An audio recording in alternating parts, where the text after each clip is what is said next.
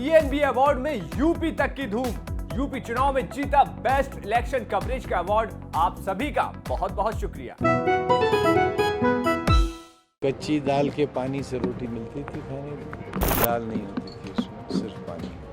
कि जब दरोगा जी हमारा बयान लेने के लिए जेल में गए तो उन्होंने बहुत तारीफ करी कि आपने बड़ा अच्छा शहर बनाया है, यूनिवर्सिटी बड़ी अच्छी बनाई है।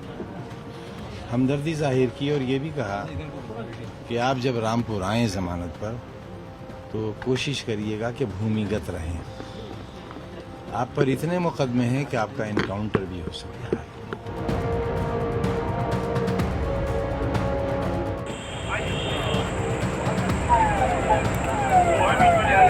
27 महीनों के बाद आखिरकार आजाद हो गए आजम। आजम जब अपनों के बीच पहुंचे तो उनके परिवार और समर्थकों की खुशी का ठिकाना न रहा। आजम ने घर पहुंचते ही प्रेस कॉन्फ्रेंस बुलाई और इस दौरान वो भावुक भी नजर आए। प्रेस कॉन्फ्रेंस की शुरुआत में ही उन्होंने अपनी तबीयत नासाज होने की बात कही, जो उनके चेहरे पर भी साफ झलक रहा था। प्रेस कॉन्फ्रेंस के दौरान आजम ने अपने उस जेल के सफर के बारे में, उस दर्द के बारे में बताया। शुरुआत वो सुप्रीम कोर्ट जिंदाबाद के साथ करते हैं। ये समझता हूँ कि हमारे कुछ हाई कोर्ट के फैसलों में और सुप्रीम कोर्ट से 100% मामलों में जिस तरह से हमें इंसाफ मिला है, उसमें यही कहा जा सकता है कि सुप्रीम कोर्ट ने विधाता की तरफ से जो पावर्स उनको डेलीगेट पावर्स थी, उसका सही और जायज़ इस्तेमाल किया है। और सुप्रीम कोर्ट ने हमारे दिलों को इस बात के लिए मजबूर किया है कि जिस तरह हमारे अब्दुल्ला ने कहा, उस तरह हम भी ये कहें, सुप्रीम कोर्ट जिंदाबाद। आजम को उस आजाब से छुटकारा मिला जहां उनका मौत से भी सामना हुआ।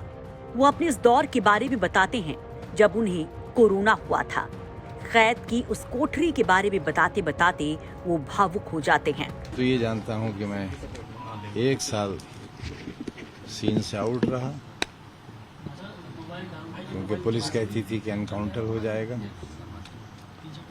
और 27-28 महीने में एक ऐसी कोठरी में रहा जिसमें उन लोगों को बंद किया जाता था जिन्हें 2 दिन बाद फांसी हुई। बिल्कुल अकेला रहता था,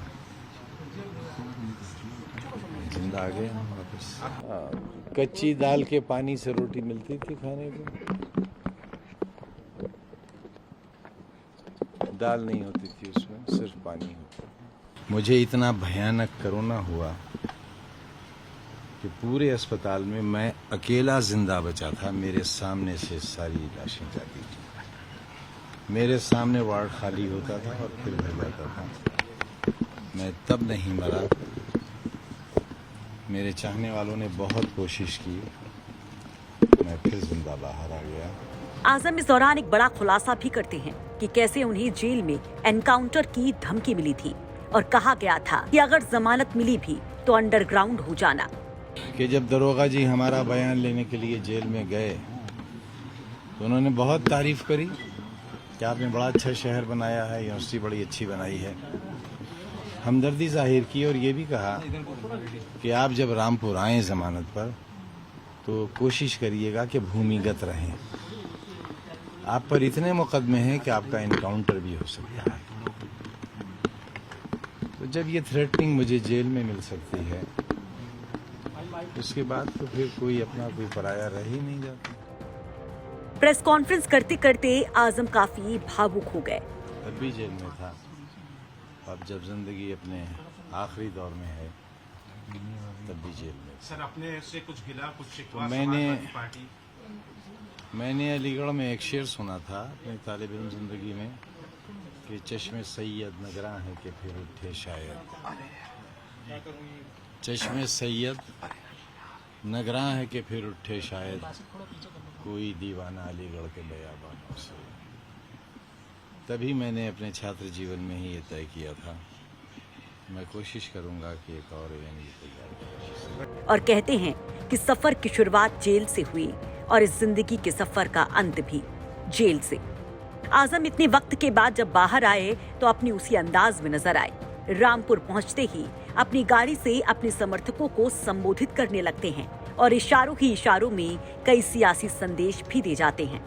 आजम ने क्या सियासी संदेश दिए, शिवपाल के साथ जाने पर उन्होंने क्या कहा, अखिलेश से नाराजगी और रुसवाई पर आजम कहां तलक गए, सब जानिए अगली रिपोर्ट में। रामपुर से मिलन शर्मा के साथ आमिर खान की रिपोर्ट, यूपी तक।